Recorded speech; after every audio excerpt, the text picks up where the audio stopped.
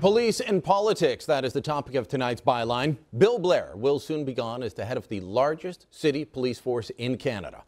And I say good riddance. After 9 years on the job, the Toronto Police Services Board has chosen not to renew the police chief's contract. He'll be gone by next April, hopefully before then. Blair is a man who saw his job not as simply enforcing the law, but also making the law. He wasn't just a police chief, he was a political actor as well, a trend that's far too common among Canada's top cops. Now, I frankly don't care whether police chiefs support or oppose the same laws or proposed legislation as I do.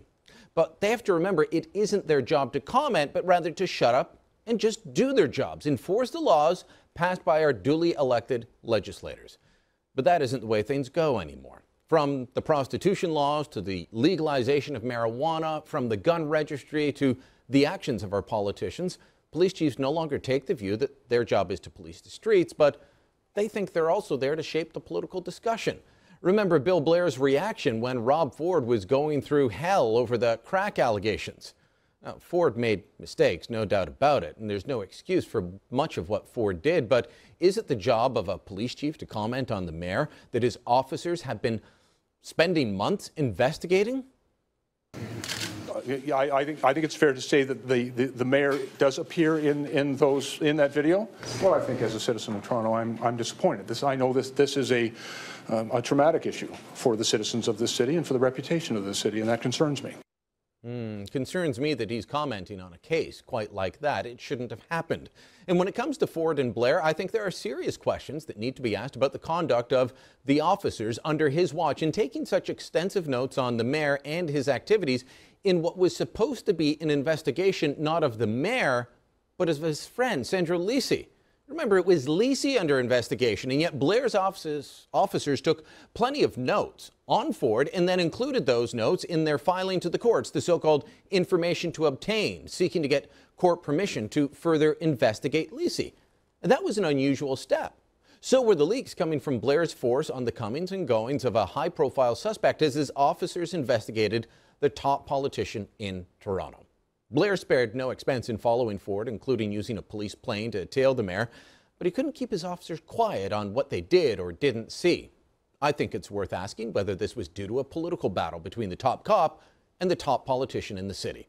Blair wasn't against getting involved in politics. He may have been sworn to uphold the laws passed by Parliament and the provincial legislature, but he also thought he should have a say in shaping those laws. That's not something that should be tolerated. Again, whether you agree with everything the police chief says because he supports your view, or if you disagree with the chief, the people who apply the laws are not the ones that should be making the laws or trying to influence those that do. Yet, as the gun registry was set to be abolished by Parliament, Chief Blair went into high dudgeon to declare the elimination of Canada's national firearms licensing and registration system for rifles and shotguns will make Canada less safe. We believe it will compromise law enforcement agencies' ability to deal with gun violence. Well, first off, Chief Blair, we know you're wrong, and we know you couldn't even get the facts right there because there was no elimination of licensing. And we can point to the stats all day, stats put out by his own police force showing shootings and murders with firearms going down in Toronto in the first full year without the registry. But that's not the point. The point is his job is to lead the officers who uphold the laws passed by elected officials. If he wants to make comments like that, he should quit being a cop and run for office, or maybe take a job in the media, likely with the Toronto Liberal Red Star. If Blair were alone in playing politics, then the majority of Canadians that don't live in this city could dismiss it as, well, it's a Toronto problem. We don't have to worry about that. We don't have to deal with that. But the sad fact is Blair isn't alone. Earlier this week, I told you about Vivian Hayward, the chief firearms officer of Prince Edward Island.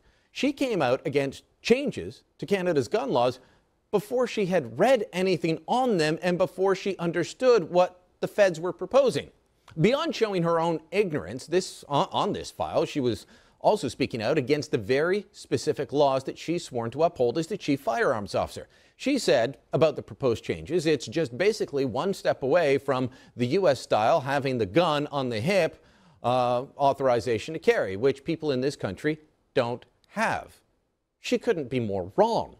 Look, Hayward's job is to enforce firearms laws, and here she is commenting on and critiquing a proposed piece of legislation that she will be sworn to uphold if and when it's passed. But she's already come out against it. This can't happen. And unless you think I'm against those I disagree with and I cheer for those that I do agree with, check out what Rick Hansen, the chief of police in Calgary, said about the proposed prostitution bill. He said, Bill C-36 is a really good bill, but like any issue, there are so many social issues that we're facing that are falling in the basket of policing. If you want to truly end the problem, then it's not just about putting people in jail. Look, Rick, I agree with you, but shut up. Commenting on legislation you're supposed to uphold is not something you or any police chief should be doing. Our system is built on a separation of powers. Legislators pass laws. They don't uphold them. Police forces enforce the laws and lay charges, but they don't prosecute the cases, and the courts hear the case. They're not supposed to be the ones making the law.